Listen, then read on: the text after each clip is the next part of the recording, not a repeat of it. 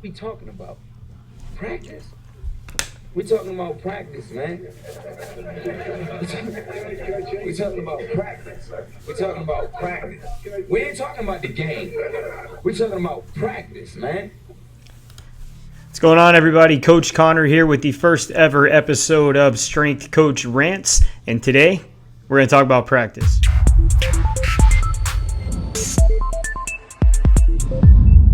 Today we're going to be talking about practice. Most specifically, we're going to be talking about skill set acquisition. Now, if you go back to the opener, there's probably a lot of you that remember that interview. It's Allen Iverson talking about practice. He wasn't showing up for practice for a good portion of the season, and the reporters were getting on to him because, well, they weren't playing all that well.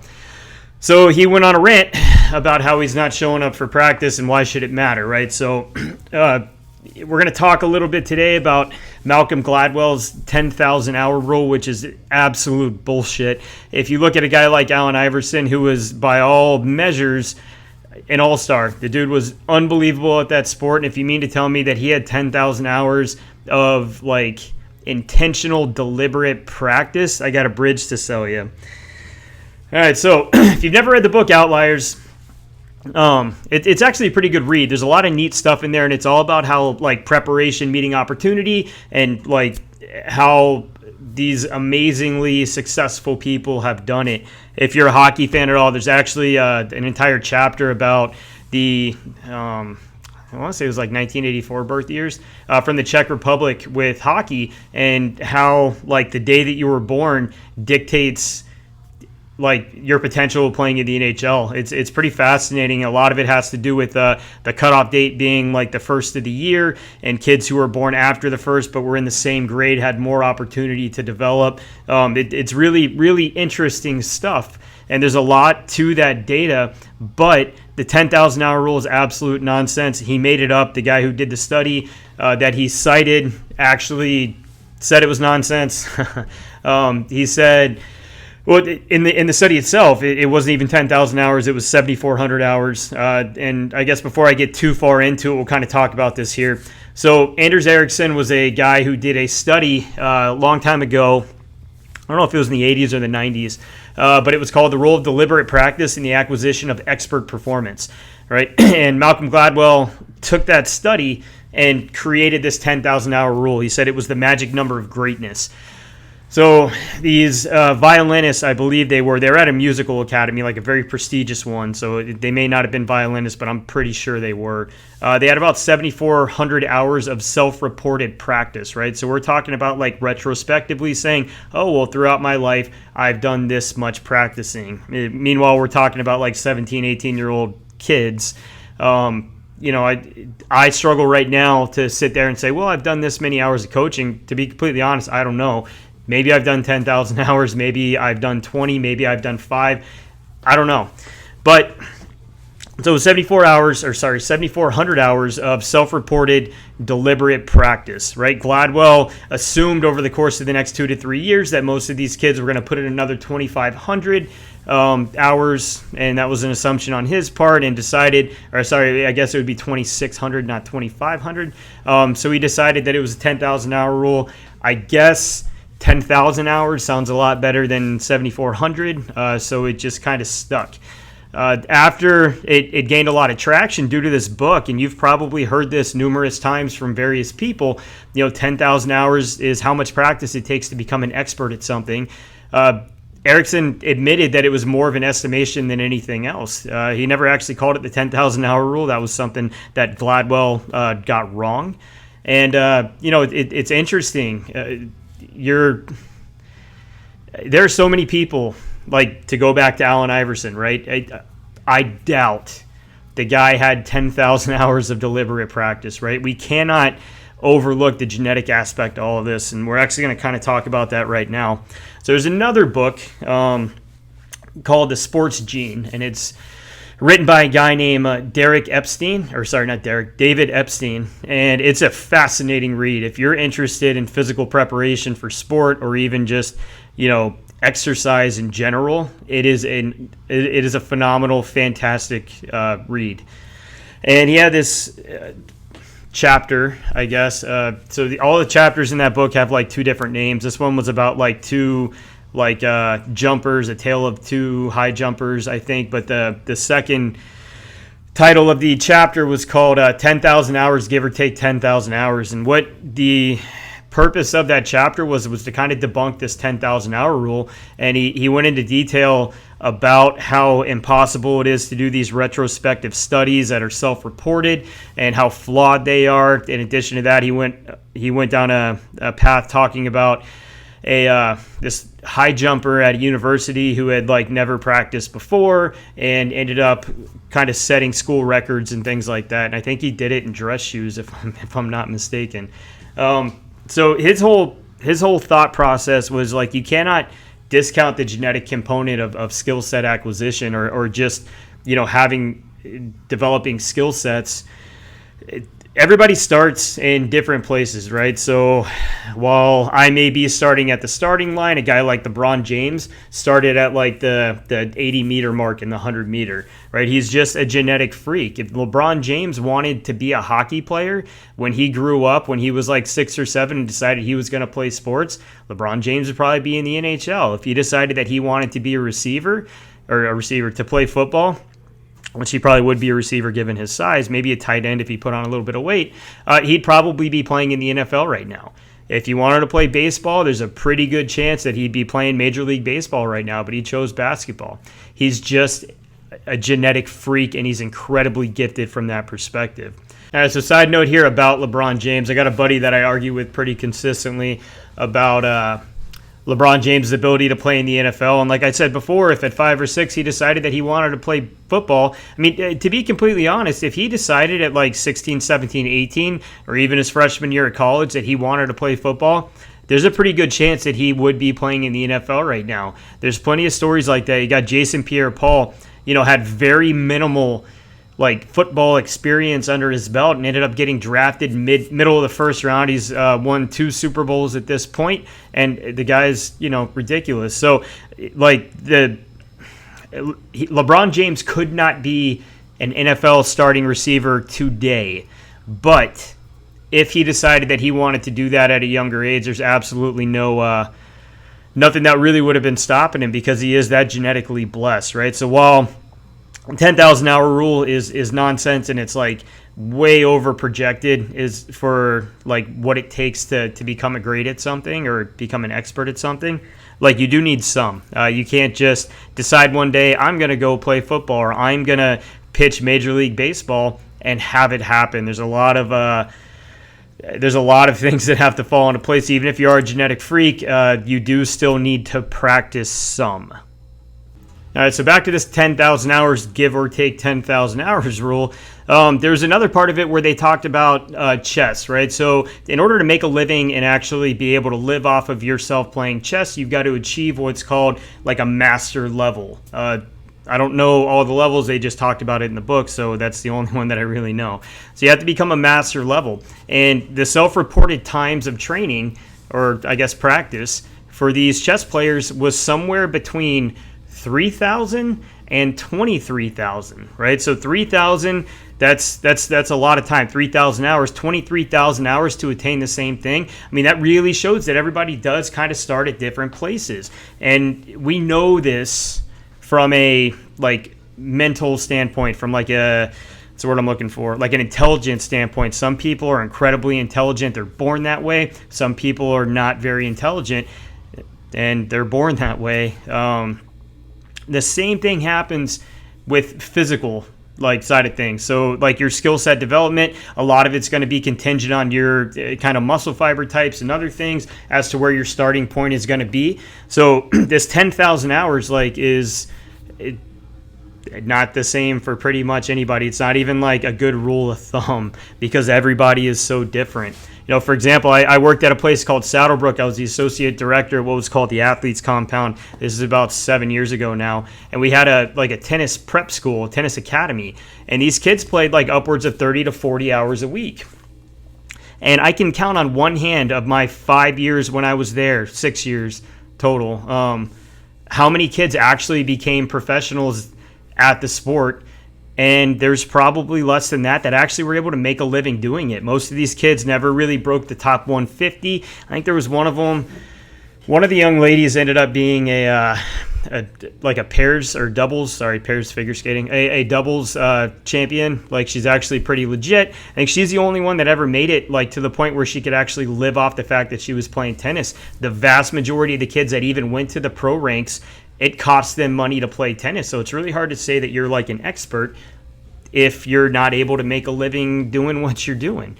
Tennis is kind of funny too, just as a side note here. Anything outside the top 100, and it's really a tough go. You're traveling a lot. It probably costs you more money than you're really taking home most of the time. You may think, somebody's the number 150th best tennis player in the world. You'd think they'd be pretty good. I think the 150th best hockey player in the world makes something probably like 4.5 million, somewhere between 3.5, 4.5 million. The 150th best basketball player probably makes like 7-8 million a year. Football, probably 150. Man, you're probably in the like 10 to 15 million range. So, if you got kids that are playing tennis, don't. But kind of back to what I was saying before. These kids practice 30 plus hours a week. So in order for them to attain this 10,000 hours, they'd have to do that for upwards of 7.5 years. I believe I did the math. Where did I write it down? Almost 7 years. So a little over 6.5 years. And a lot of these kids started when they were like 6, 7, 8, 9, 10 years old. So they had well over 10,000 hours. And I don't know that I would classify even the majority of them as an expert. You know what I mean? So it's 10,000 hours. Gladwell, it's neat to think about. It is important to drill home, how important practice is, but we have got to like stop neglecting the fact that some people are just born way ahead of the starting line. All right, so you may be sitting there saying, well, of these 10, 20,000 hours that these kids and adults are practicing, how much of it is actual practice, right? Because earlier I made the comment that practice doesn't make perfect, practice makes permanent.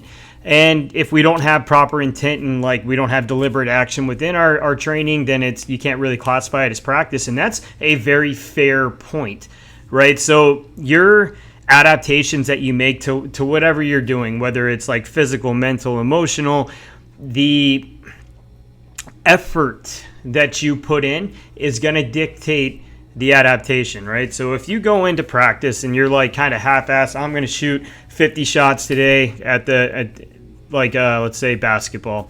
I'm going to take 50 shots today and that's going to be my practice, right? So that could take you 30, 40 minutes. Depending on how much time you're taking in between each one. But like, what is the intent of this, right? Am I trying to make a specific shot? Am I trying to get better at a specific kind of skill set here, or am I just throwing the ball at the hoop, right? Because there's not a lot of intent behind I'm going to take 50 shots, right? I'll equate it to hockey, which I do a lot because I know it very well. It's the difference between going out and saying, hey, I'm gonna take 100 shots today. Right, the net's pretty big. You can throw it at the net all you want, right? And there's not a whole lot of like skill set acquisition adaptation that's gonna happen from that. You can sit there and say, I'm gonna make 50 shots like off the elbow into the net, right? So now you've got like intent. You're actually trying to drive the puck to a specific place and have it go in the net, right? So there is specific intent to that. There is deliberacy behind it, and that could be classified like as practice, right? Because practice makes permanent. Practice does not make perfect. We have to address the things that we specifically want to do in order to achieve those adaptations. And that's not just in the gym. So in the gym, right, there's something called the SAID principle.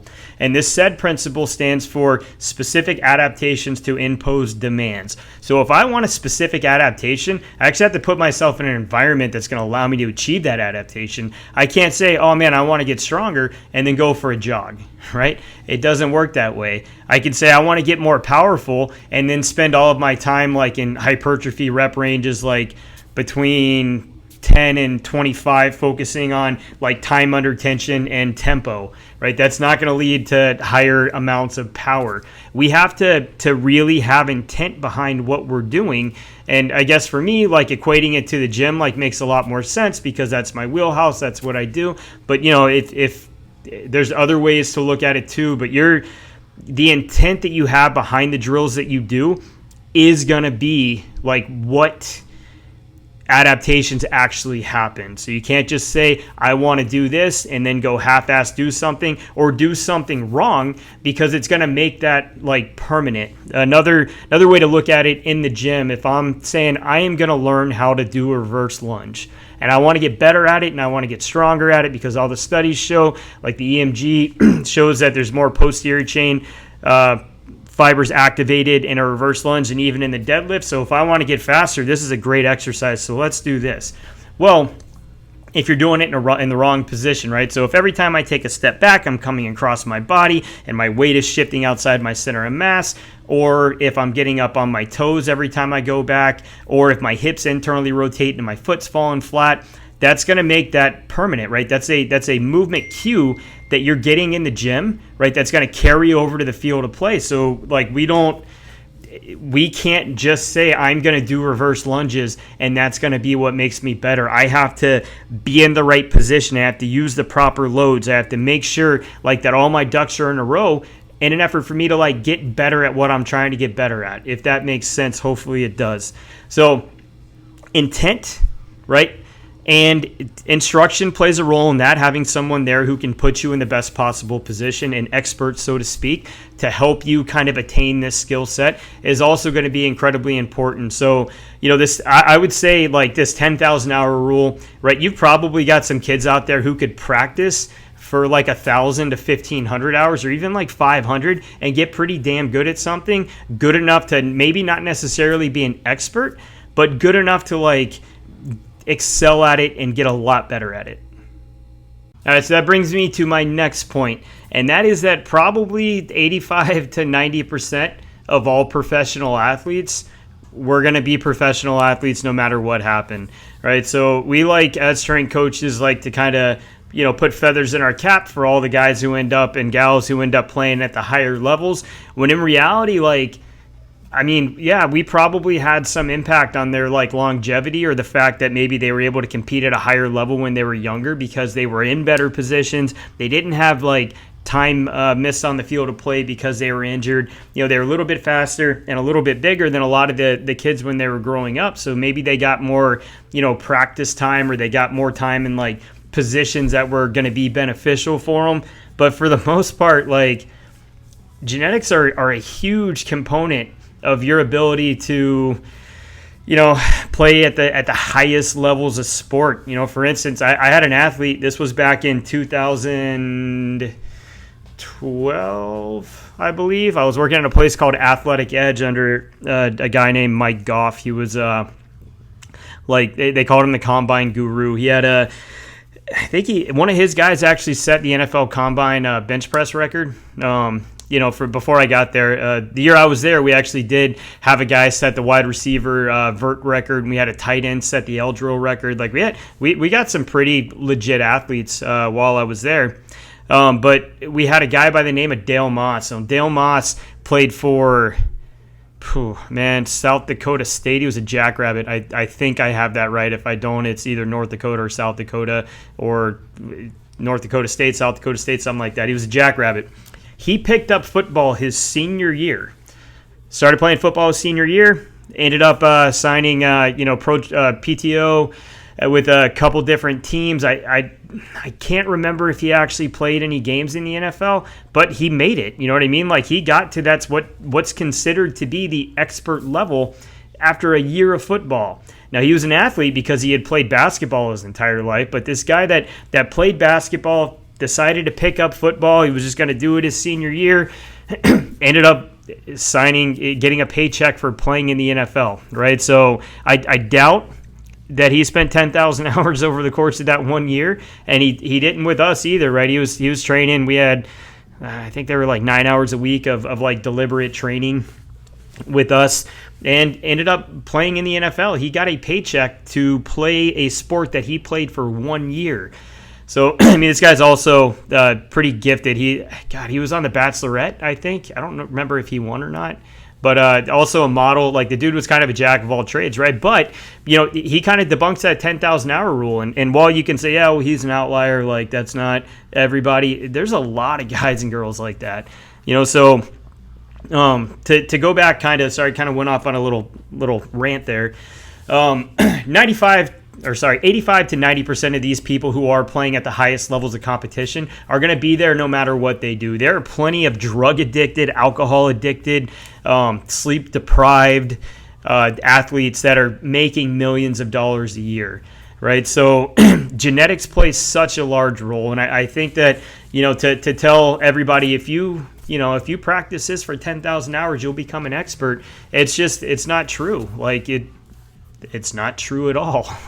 There's probably 5 to 10%, or maybe let's call it 10. There's 10% of people playing at the highest levels of competition that get there on what we consider to be hard work, right? The rest of them are there because they are absolute genetic freaks, and it just is what it is. Baseball, if you don't have, golf's probably very similar, and hockey is also pretty similar. But at baseball specifically, if you don't have like better than perfect vision, there's no shot you're playing at the highest levels of competition. It just won't happen. To go back to Gladwell's book, I believe it was Gladwell's book, or was it Epstein's book? One of the two, read them both. They're both great. But he talked about how Mike Piazza, when he played with the Dodgers, he was kind of drafted as a favor. I can't remember if it was like his dad or somebody in his family was pretty high up. They drafted him as a favor, and the ophthalmologist during spring training actually, pulled the coaching staff aside and said, this guy's vision is like better than perfect. Keep an eye on him because he's going to make it. And what do you know? The dude's an all-star now, or might be a Hall of Famer. I don't know. I don't know who the hell's in the Hall of Fame for any of the sports. So he may be a Hall of Famer, but he's absolutely like, call him an expert, right? So, who knows if he had 10,000 hours, but there are certain things when it comes to sports that if you just don't possess them, I don't care how many hours you practice, you're not going to get there. What is it, like 5% of all high school athletes play, at the university level, and then it's even less than that, obviously, that end up earning a living playing their given sport. So it's not this 10,000 hours of intentional practice is nonsense. I wouldn't say that you shouldn't practice, but to assume that if you practice for 10,000 hours with even intentional and deliberate practice that you're going to be an expert at anything is absolute nonsense, and don't buy into it. All right, so your intent in practice is important. We're going to talk about conditioning just a little bit right now, so be fairly quick, but I got a couple points I want to make.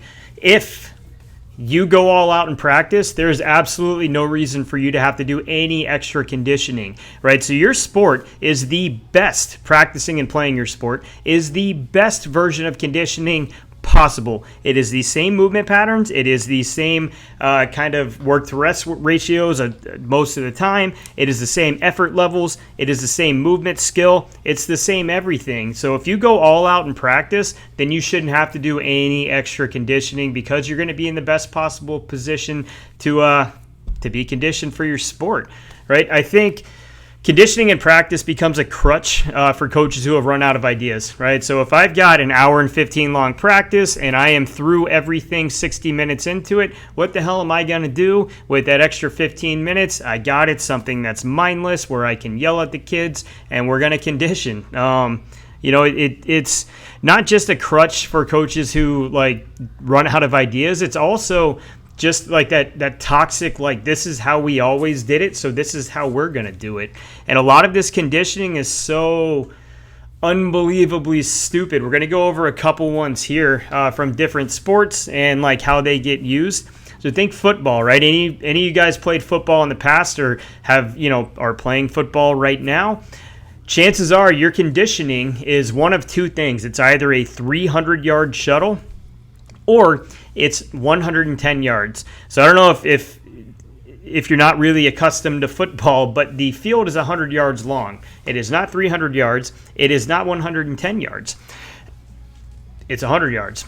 So for some reason, I don't understand why 110s became like kind of the gold standard for football conditioning. Most teams, their conditioning test, at least at the college level, is 16 110s, and they have to be done usually between like 16 and 20 seconds, for guys inside versus guys outside the box. Your skill, your big skill, and your big.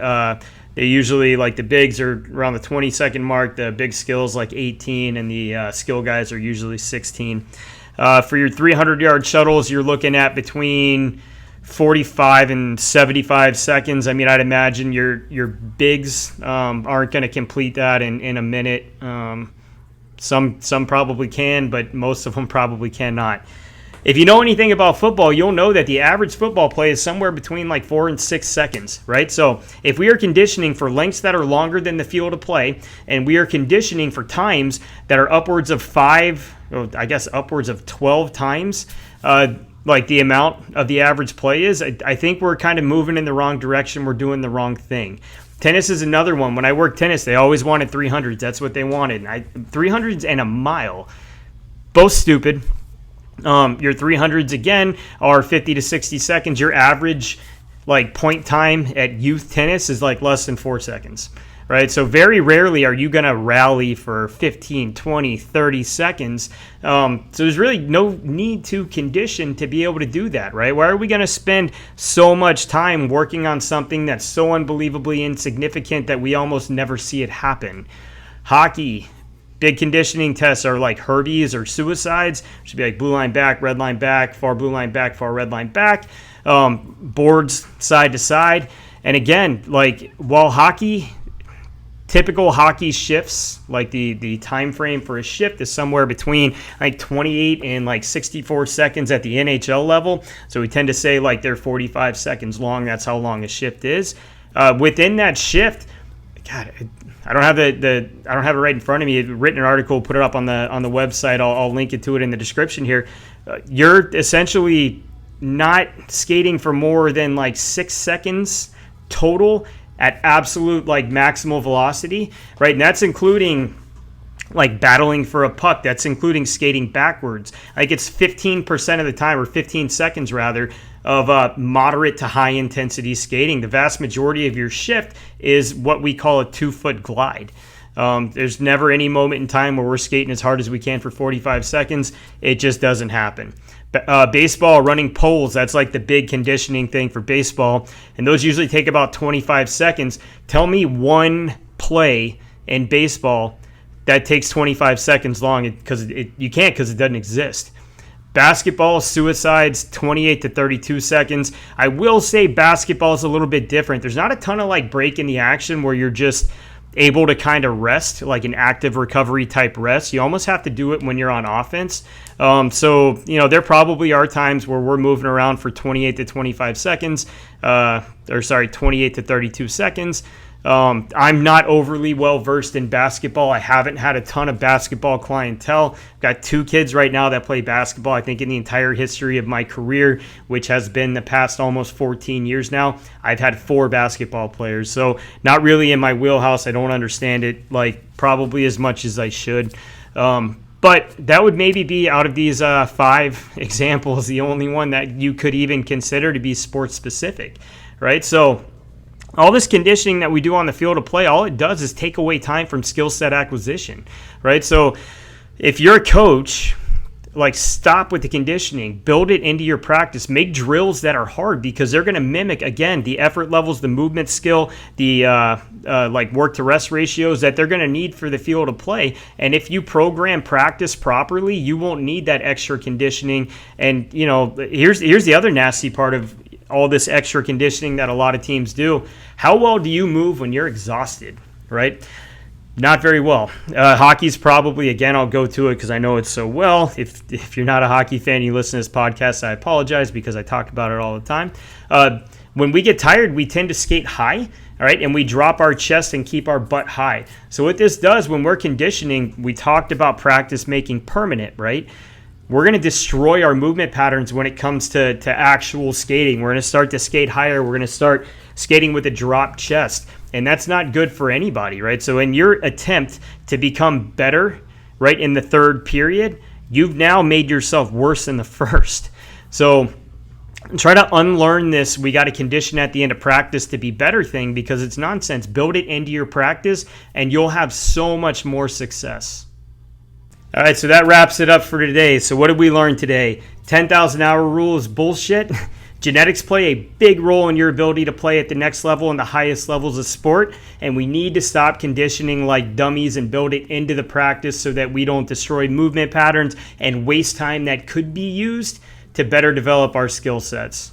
So that's it for this week.